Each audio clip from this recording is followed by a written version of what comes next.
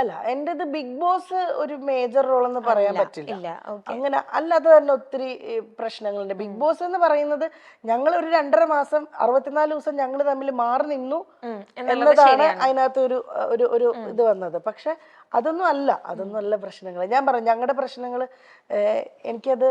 അത് ഞങ്ങളുടെ വീട്ടിനകത്ത് തന്നെ നിന്നോട്ടെ. അല്ല ഞങ്ങളെ പേഴ്സണലി അറിയാവുന്നവർക്ക് അത് അറിഞ്ഞാൽ മതി. അത് പബ്ലിക്കായിട്ട് ഞാനായാലും കണ്ണനായാലും പറയാൻ ആഗ്രഹിക്കാത്തത് അത് വേണ്ടാന്ന് വെച്ചിട്ടാ. അല്ലെ എനിക്കും പറയാം, കണ്ണനും പറയാം, 2 പേർക്ക് ഉണ്ടാവുമല്ലോ പറയാൻ ഒത്തിരി കാര്യങ്ങൾ. അത് വേണ്ടാന്നുള്ളത് ഞങ്ങൾ തമ്മിൽ ഡിസിഷൻ എടുത്തതാണ്. മോൻ വളർന്നു വരെയല്ലേ, ഞങ്ങൾ അവന്റെ കാര്യം മാത്രമേ ഇപ്പൊ ശ്രദ്ധിക്കുന്നുള്ളൂ. അവന്റെ കാര്യം നോക്കി അവന് നല്ലൊരു അച്ഛനാണ് കണ്ണൻ, അവന് നല്ലൊരു അമ്മയാണ് ഞാനെന്നാണ് എന്റെ വിശ്വാസം. അപ്പൊ അങ്ങനെ അങ്ങ് പോട്ടെ, അവന് ഹാപ്പിയാണ്. അവന്റെ ടീച്ചേഴ്സ് പറയാറുണ്ട് അവിടെ സിംഗിൾ മദേഴ്സ് ഉണ്ട്, അച്ഛന്റെ കൂടെ മാത്രം ഉള്ള കുട്ടികളുണ്ട്. പക്ഷെ അവരെ പോലെ ഒന്നുമല്ല. അമ്പാടി ഫാദേഴ്സ് ഡേ വരുമ്പോ അമ്പാടിക്ക് അവിടെ കാർഡ്സ് ചെയ്യുമ്പോ ഈ ഫോട്ടോ ഞാൻ കൊടുത്തു വിടും, പാസ്പോർട്ട് എടുത്തിട്ട് കണ്ണന്റെ. അങ്ങനെ അവൻ എവിടെയും ഒരു പ്രശ്നം വരരുത്.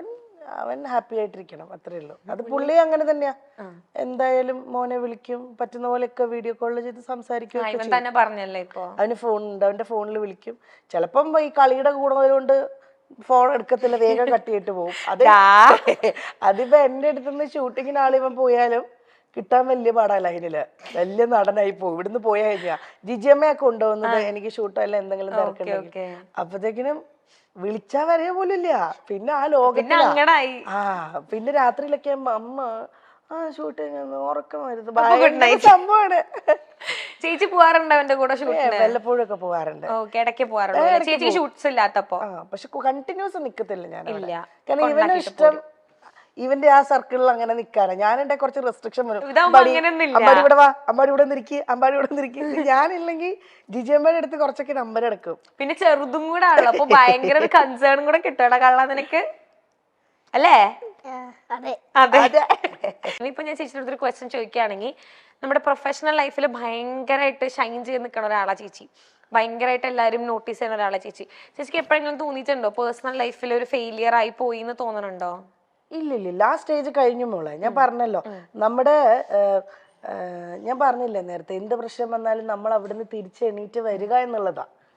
അങ്ങനെ തിരിച്ചിപ്പോ ഞാൻ എണീറ്റ് വന്നിട്ടുണ്ട്. പിന്നെ അത് ഫെയിലിയർ ആയിന്ന് തോന്നാൻ ഇപ്പൊ ഫാമിലി ലൈഫ് ഇല്ല എന്ന് പറയുന്ന ഒരു ഹസ്ബൻഡ് വൈഫ് അങ്ങനെ ഒരു റിലേഷൻ ഇല്ല എന്നൊഴിച്ച് എൻ്റെ കൂടെ എനിക്ക് മോനുണ്ട്. എനിക്ക് ഫാമിലി എന്ന് പറയാൻ എനിക്ക് മോനുണ്ട്. എന്നെ അങ്ങനെ സ്നേഹിക്കുന്ന കുറെ സുഹൃത്തുക്കളുണ്ട്. എൻ്റെ കൂടെ കൈപിടിച്ച് നിൽക്കാൻ എന്നെ ഉറപ്പായിട്ടും എൻ്റെ ബന്ധുക്കളൊക്കെ പണ്ടത്തെക്കാളും അവരെല്ലാവരുമായിട്ട് ഞാൻ കുറെ കൂടെ അറ്റാച്ച്ഡ് ആയിപ്പോ. ബിഗ് ബോസിന്റെ സമയങ്ങളിലെക്കാളും ഒക്കെ എൻ്റെ ബന്ധുക്കൾ എല്ലാവരുമായിട്ടും വരലുണ്ട്. എനിക്കൊരു ചേട്ടനുണ്ട്. ചേട്ടൻ്റെ പേര് ശരത് എന്നാണ്. ചേട്ടന് വൈഫ് പ്രിയ, അവർക്ക് 2 മക്കളുണ്ട്. ഒക്കെ അവര് വരും. അമ്പാടിക്ക് ഭയങ്കര ജീവനാണ്, ഭയങ്കര ഇഷ്ടമാണ് അവരെ. അപ്പൊ അങ്ങനെ എനിക്ക് ഫാമിലി എന്ന് പറഞ്ഞാൽ എനിക്ക് കുറെ പേരുണ്ട് ഇപ്പോ. സ്വന്തമായിട്ട് ബന്ധുക്കളായിട്ടും സുഹൃത്തുക്കളായിട്ടും എന്നൊക്കെ പറഞ്ഞ്. അപ്പൊ അതിനകത്ത് ഇങ്ങനെ ഒരു സംഭവം ഒഴിച്ചാൽ അപ്പൊ അതെപ്പോഴും നമുക്കുള്ളിലൊരു വിഷമമാണത്. അതൊരിക്കലും അയ്യോ ഞാൻ പരാജയപ്പെട്ടു പോയി, ഞാൻ സക്സസ്ഫുൾ ആണ്. എൻ്റെ മോനെ ഞാൻ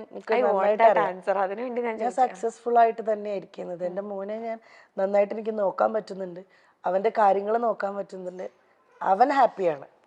ആ രീതിയിൽ ഞാൻ 100% സക്സസ്ഫുൾ ആണ്. ഇൻഡസ്ട്രിയിലും വലിയ കുഴപ്പമില്ല. അതിങ്ങനെ ഇങ്ങനെയാണ് പൊയ്ക്കൊണ്ടിരിക്കുന്നത്. കയറി ഇറങ്ങി അത് ഞാൻ പറഞ്ഞ ഒരു ബ്രേക്ക് ത്രൂ കിട്ടുന്നവരെ നമ്മൾ ക്ഷമിക്കുക, വെയിറ്റ് ചെയ്യാന്നേ ഉള്ളൂ. ആ വെയിറ്റ് ചെയ്യണം, ബാക്കിലോട്ട് പോവാതെ, അത്രേ ഉള്ളൂ.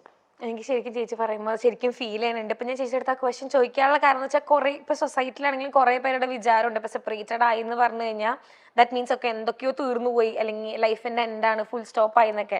ബട്ട് ചേച്ചിയുടെ അടുത്ത് ആൻസർ കിട്ടാൻ വേണ്ടിയിട്ടാണ് ഞാൻ ശരിക്കും ചോദിച്ചത് കേട്ടോ. അത് എനിക്ക് അങ്ങനെയൊക്കെ തോന്നിച്ചൊരു സമയം ഉണ്ടായിരുന്നു. പക്ഷെ അങ്ങനെയുള്ളവർക്ക് വേണ്ടിയിട്ടാണ് അങ്ങനെ ഒരു പക്ഷെ അതൊന്നുമല്ല.